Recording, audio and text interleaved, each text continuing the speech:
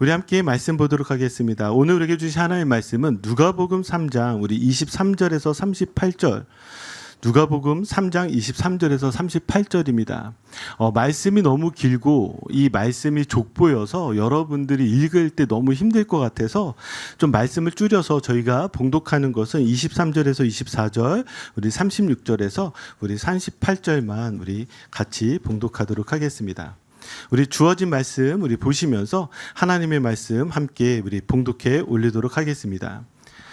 예수께서 가르치심을 시작하실 때 30세쯤 되시니라.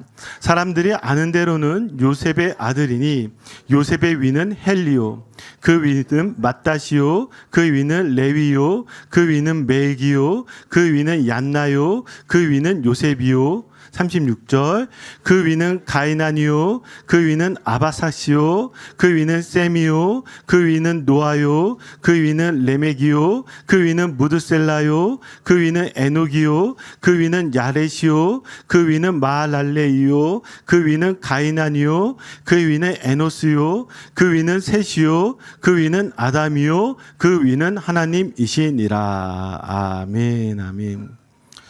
우리 계속해서 우리 누가복음 말씀을 보고 있는데요.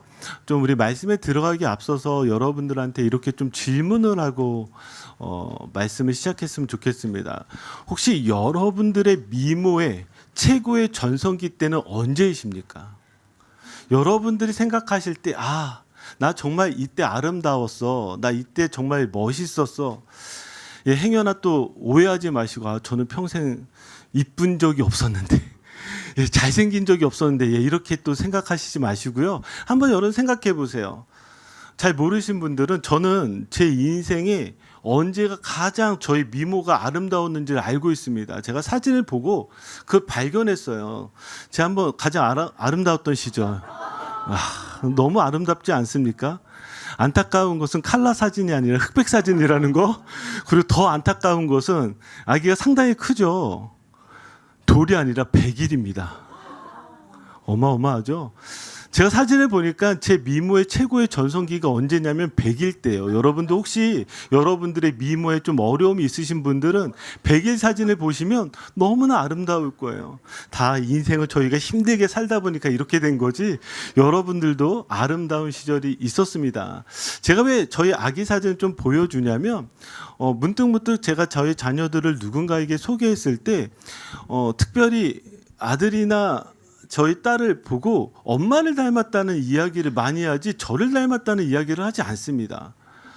왜 그런지는 전 잘 모르겠지만 저는 보이는데 그냥 언뜻 보면 저를 닮기보다는 저희 사모를 더 닮았다라고 좀 이야기를 하시더라고요. 그래서 제가 100일 사진을 보여준 이유가 무엇이냐면 저희 할인이 베이비 때 사진이랑 비교를 하시면 어떠세요?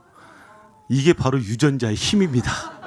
할인이가 이쁜 건 엄마 때문이 아니라 아빠 때문인 거예요. 여러분들 그걸 기억하셨으면 좋겠어요.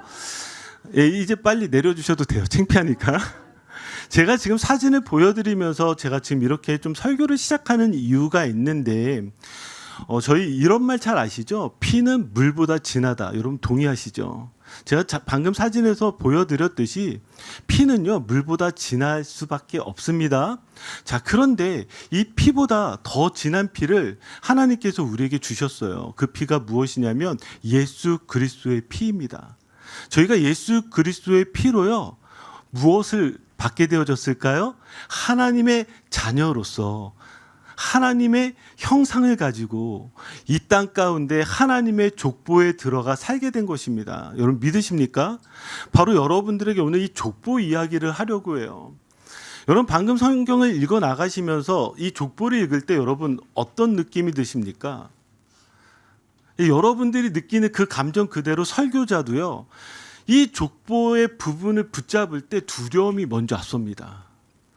이번 주일 설교도 끝났구나.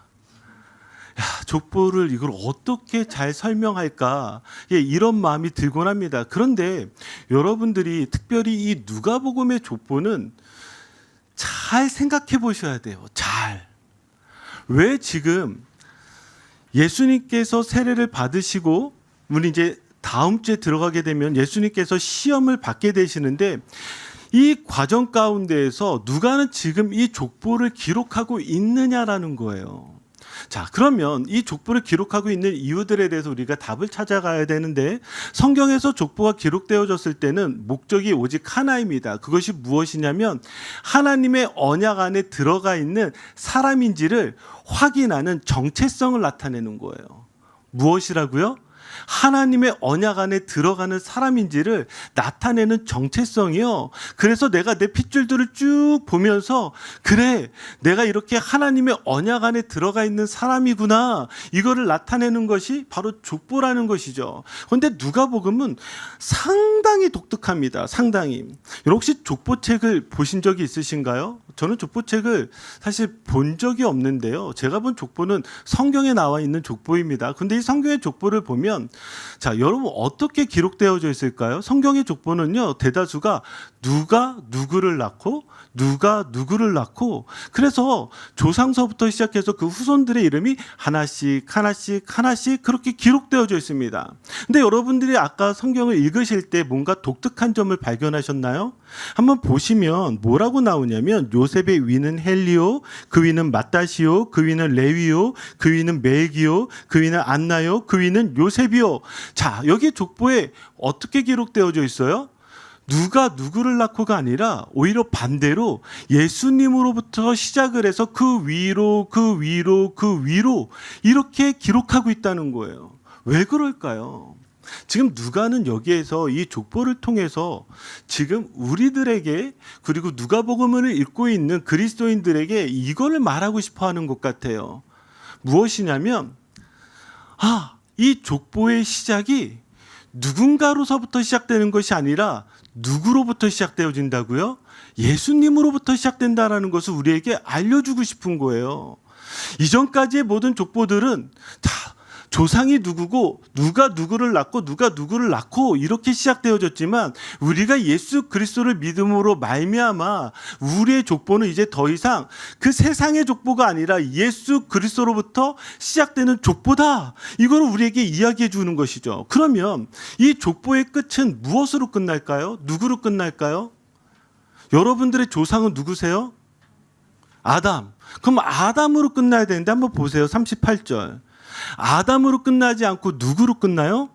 그 위는 하나님이시니라. 하나님으로 끝나고 있다는 거예요. 하나님. 그러면 이 족보는 우리에게 무엇을 말하고 있는지를 분명하게 이야기합니다. 이제부터 예수 그리스도를 믿는 사람들은 예수 그리스도로 시작하여서 우리의 위는 누구라는 거예요? 하나님이라는 거예요. 우리의 위는 하나님. 바로 이것을 우리에게 말씀하고 있다라는 것이죠. 마태복음 1장 1절에서 2절을 보세요. 여기를 보시면 우리 한번 같이 읽어볼까요? 아브라함과 다윗의 자손 예수 그리스도의 계보라. 아브라함이 이삭을 낳고 이삭은 야곱을 낳고 야곱은 유다와 그의 형제들을 낳고. 자, 여기에서도 지금 누가 누구를 낳고 이렇게 하는데, 이 시작이 누구로 나와 있어요? 아브라함과 다윗으로 나와 있어요. 왜 아브라함과 다윗으로 나와 있을까요? 우리가 마태복음 설교를 기억해 보면 지금 아브라함과 다윗에게 하나님이 무엇을 주셨어요? 언약을 주셨어요. 그래서 이 언약을 이루실 분이 누구예요? 예수님이에요. 그래서 예수님이 그 언약 가운데 있는 분이시다, 그 언약을 성취하셨다를 드러내는 족보라면, 누가복음은 이와 다르게 예수 그리스도를 믿는 사람들에게 새롭게 주어지는 족보라는 것이죠. 그러니까 이 족보는요, 바로 우리에게 복음과 같습니다. 복음이요. 그러면 우리가 이제 고백할 수 있는 것이 무엇이에요? 자, 여러분들 가문에 자랑할 만한 분들 많으시죠? 저는 사실 학교를 다니면서 이게 역사 공부를 잘못 배워가지고 저는 장 씨는 다 중인인 줄 알았습니다. 그래서 저희가 학교 다닐 때만 해도 그런 것들 조사를 많이 했어요. 양반인지 중인인지 뭐 쌍놈인지.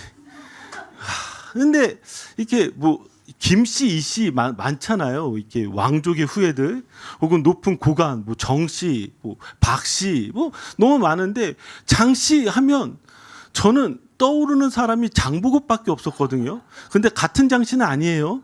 그래서 참 어려움들을 겪었는데 우리가 흔하게 무엇을 생각하냐면 야, 족보하면 우리 가문에 이런 사람이 있어. 가문에 이런 사람이 있어. 근데요, 우리는 예수 그리스도 안에서 그런 사람들을 자랑하는 게 아니죠. 누구를 자랑하죠? 하나님을 자랑하죠.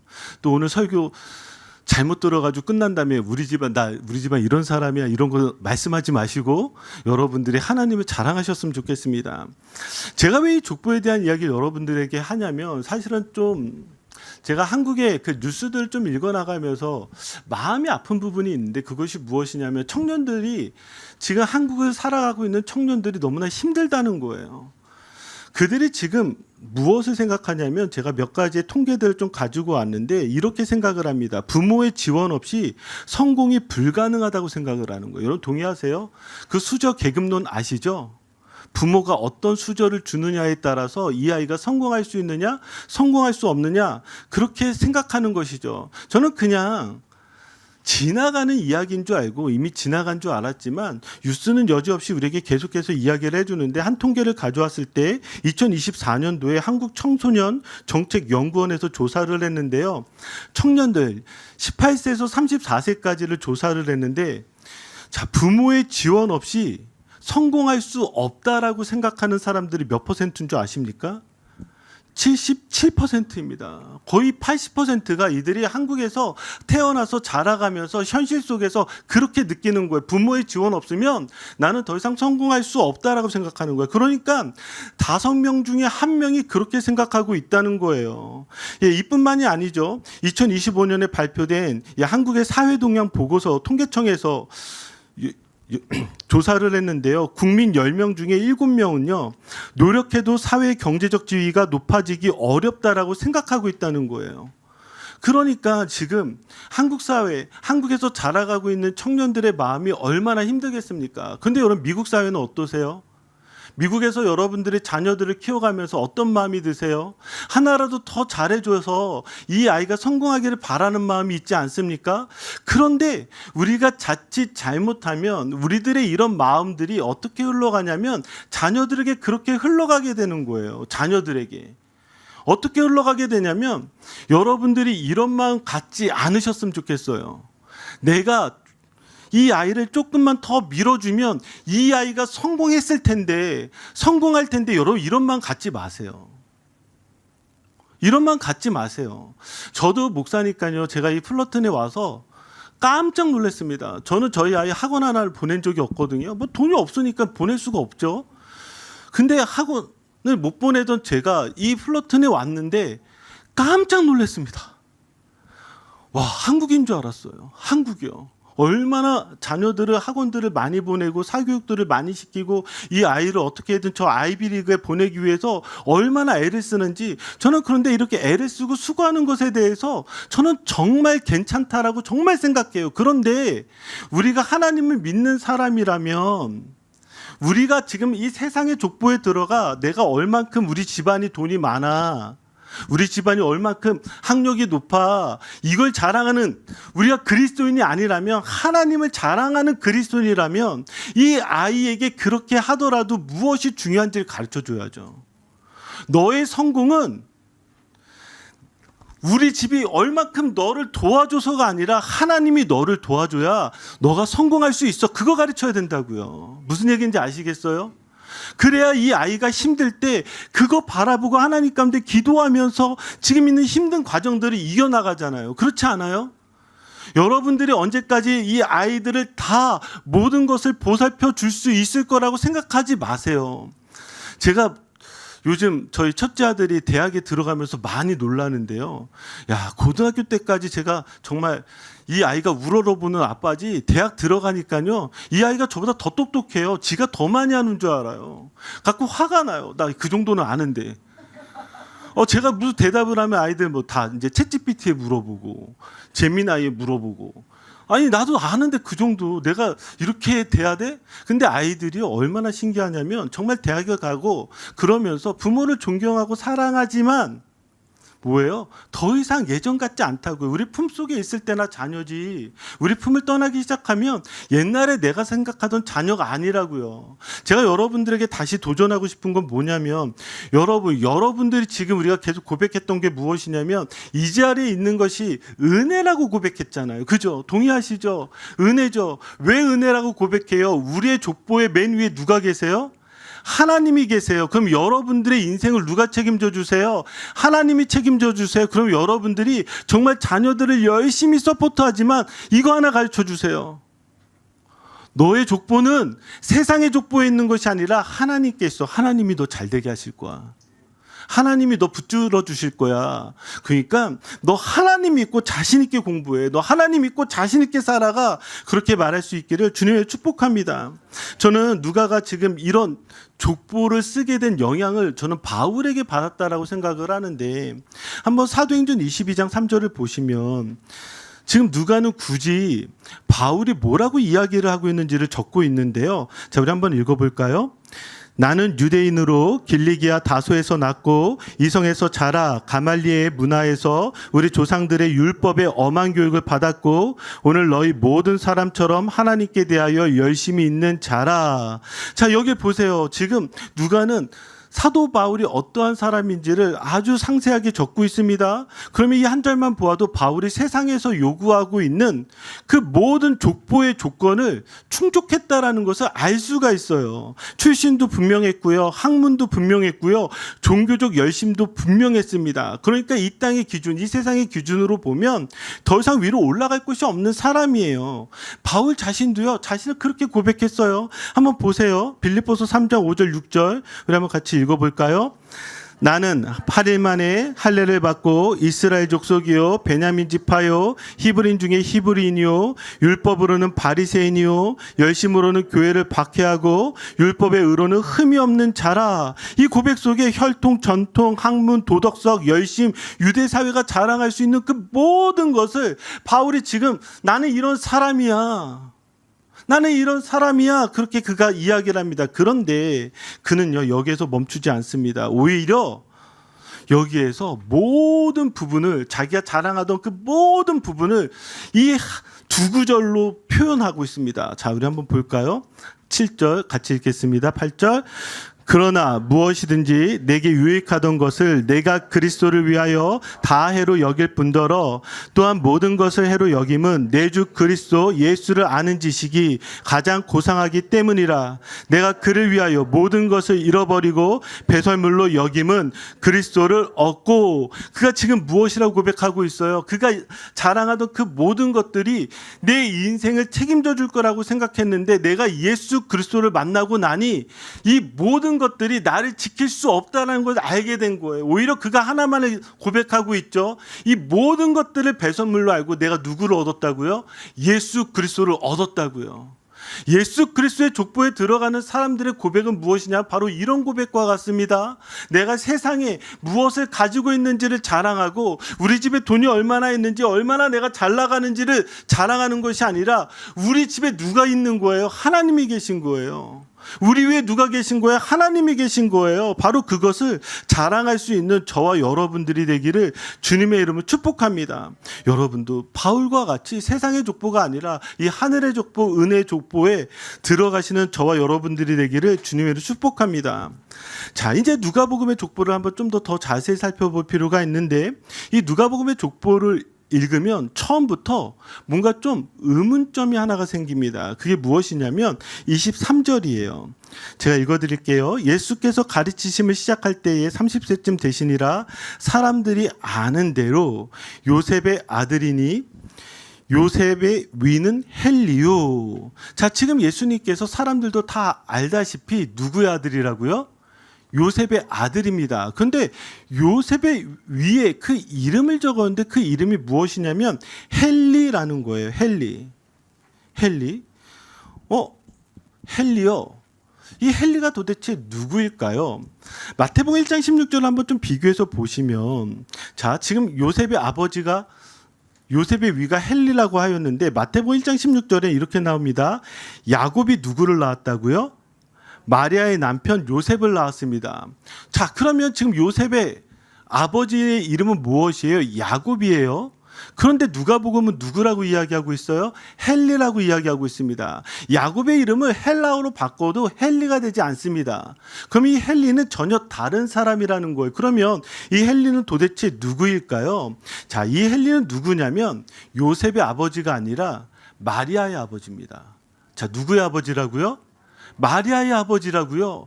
그럼 지금 이 누가복음의 족보는 뭔가 다르다라는 걸 알 수가 있어요. 지금 마태복음의 족보의 사람들과 이름들이 전혀 달라지기 시작한다라는 것이죠. 그래서 한번 보시면, 자, 누가복음은요, 다윗, 나단, 헨리, 요셉으로 이어지고 있다면 마태복음은 다윗, 솔로몬, 야곱, 요셉 이 순서로 이어지고 있어요. 그러면 다윗 이후서부터 혈통이 바뀌게 되는 걸 알 수가 있죠.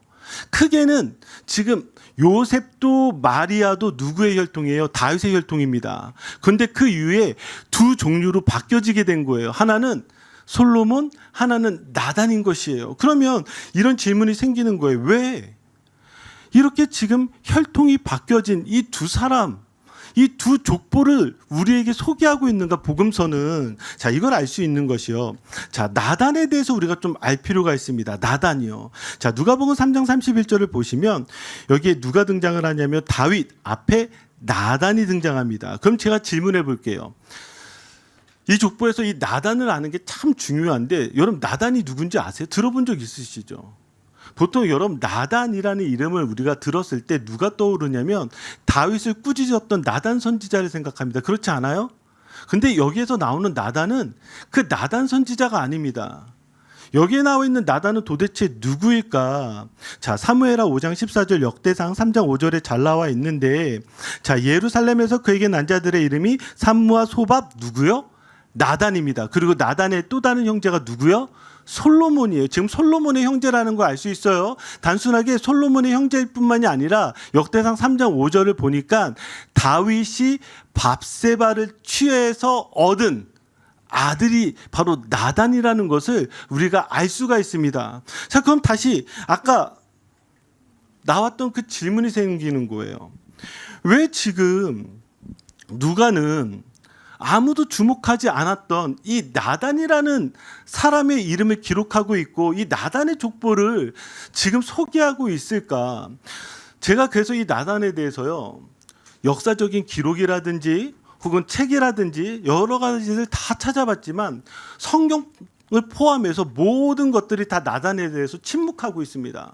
그냥 성경에는 여기에 이렇게 나와 있는 거예요. 나단은 누구예요? 솔로몬의 형제라는 거예요. 그런데 그는 왕도 되지 않았습니다. 그리고 그가 정치적인 영향력이 있었는지도 모르고요.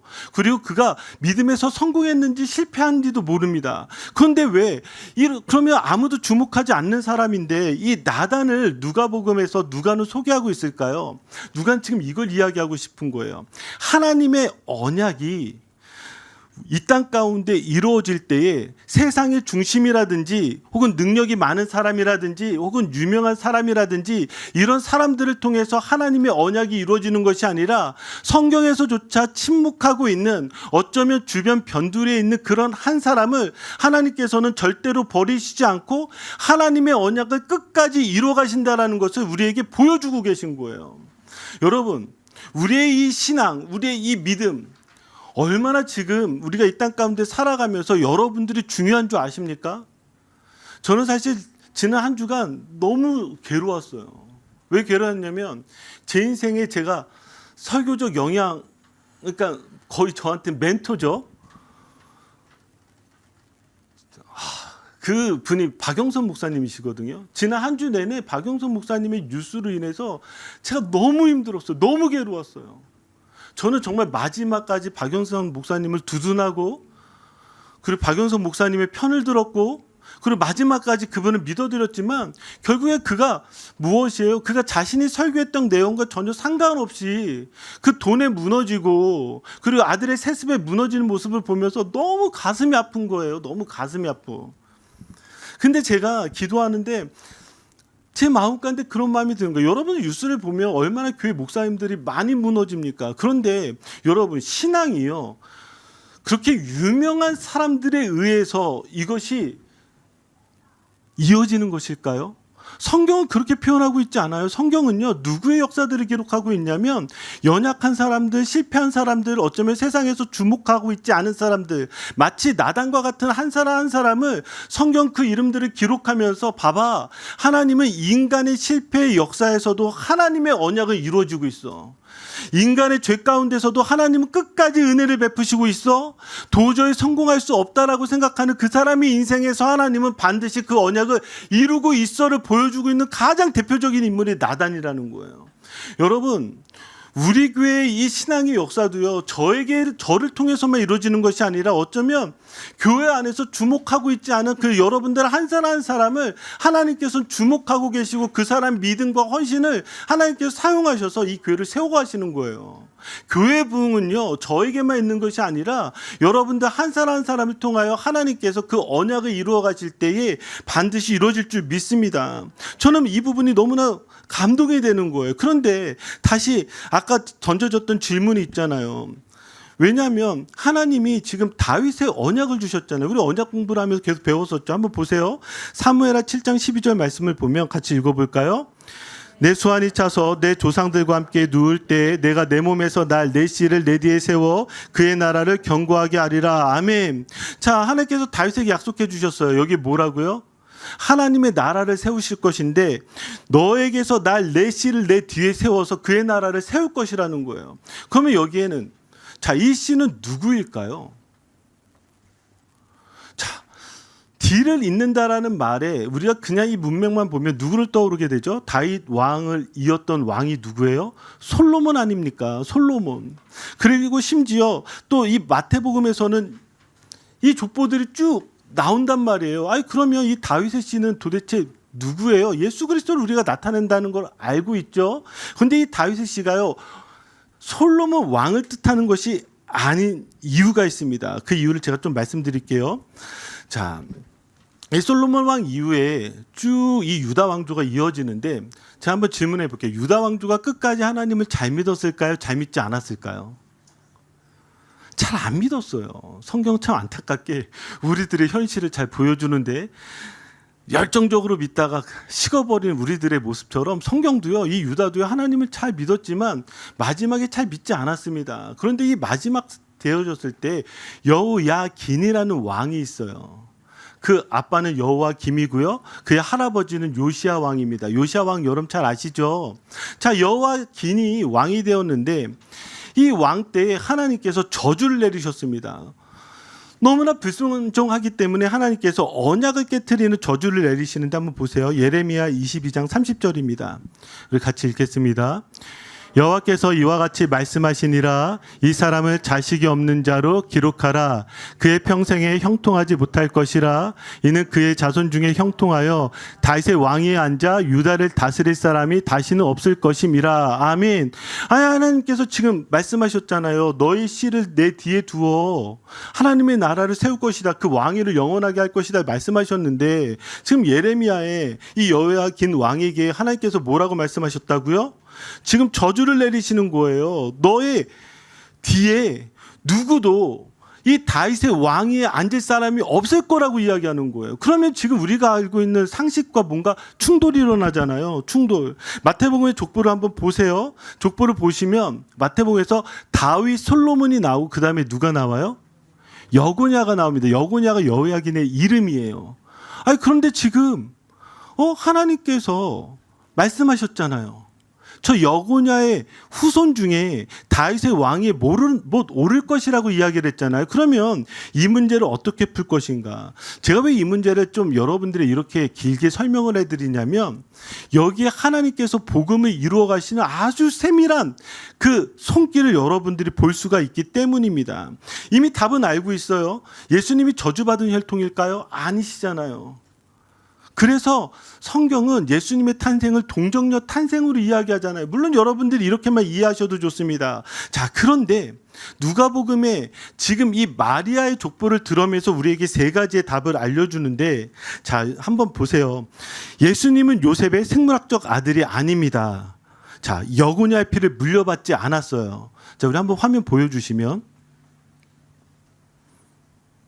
자, 그리고 두 번째, 그러나 요셉을 통해서 무엇이 계승되죠? 법적인 왕권은 계승이 되어집니다. 그러니까 유대 사회에서 아버지의 인정은 상속과 왕권을 의미하죠. 세 번째, 마리아는 누구의 후손이라고요? 여고냐의 후손이 아니라 나단의 후손입니다. 나단. 그러니까 여고냐의 저주와 무관하게 다윗의 실제적인 혈통이라는 거예요. 그러니까 다윗의 씨를 이루시는 그 하나님의 방식이 지금 여기에서 이렇게 우리 가운데 보여지는 것을 알 수가 있는 것이죠. 저는 여러분들에게 이 부분을 좀 설명해 드리는 이유가 있어요.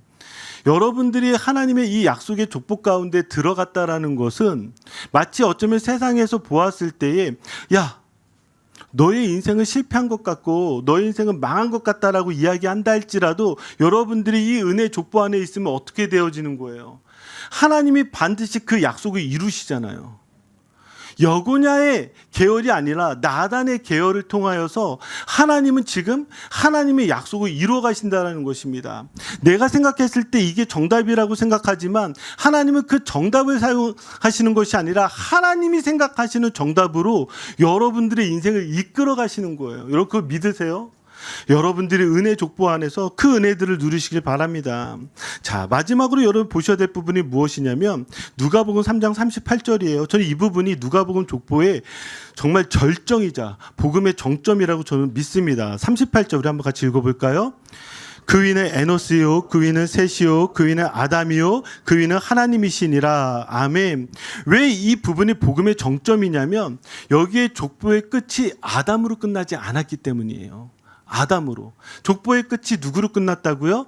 하나님으로 끝났다라는 것입니다. 그러면 아담으로 끝나게 되면 어떤 일이 일어날까요? 아담으로. 아담에서 끝나게 되면은요, 이 족보는요, 은혜의 족보가 아니 됩니다. 한번 볼까요? 로마서 5장 12절은 아마 아담의 족보를 이렇게 해석합니다. 같이 읽겠습니다. 그러므로 한 사람으로 말미암아 죄가 세상에 들어오고 죄로 말미암아 사망이 들어왔나니 이와 같이 모든 사람이 죄를 지었으므로 사망이 모든 사람에게 이르렀느니라. 아멘. 여기 지금 뭐라고 이야기하고 있어요? 아담으로 인해서 우리 가운데 무엇이 들어왔어요? 죄가 들어왔어요. 죄가 들어오니까 무엇이 들어왔어요? 사망이 들어왔어요. 그러니까 아담의 족보는 어떤 족보가 되냐면 사망의 족보라는 거예요. 사망의 족보. 지금 누가복음에서 누가의 그러니까 은혜 족보를 기록하면서 우리에게 무엇을 이야기하냐면 너희들의 족보가 아담에서 끝나는 사망의 족보가 아니라고 선포해주고 있는 거예요. 그러면 어떻게 하나님의 그 은혜 족보로 들어갈 수 있을까요? 고린도전서 15장 22절입니다. 우리 같이 읽어볼까요?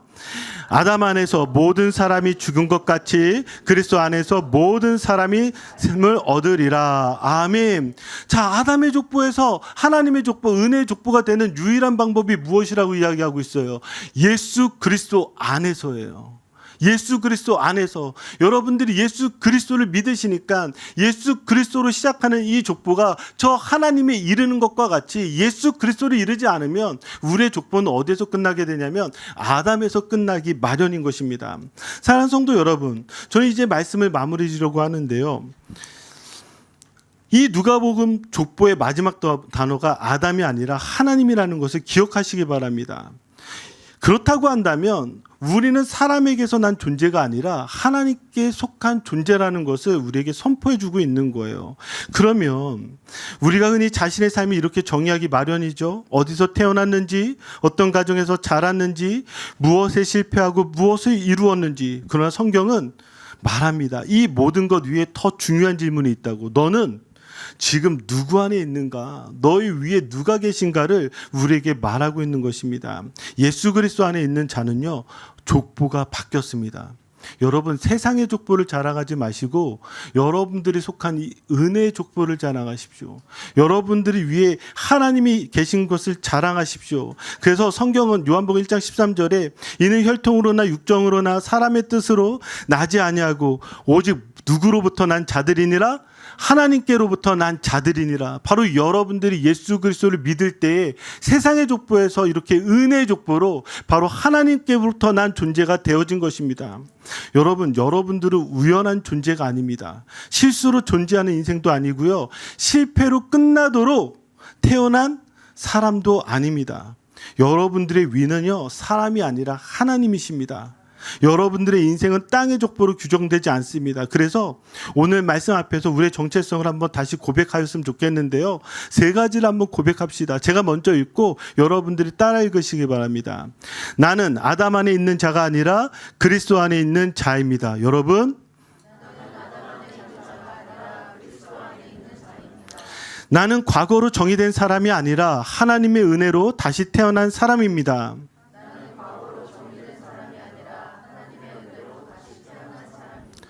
나는 땅의 족보를 자랑하는 자가 아니라 하늘의 족보를 받은 하나님의 자녀입니다.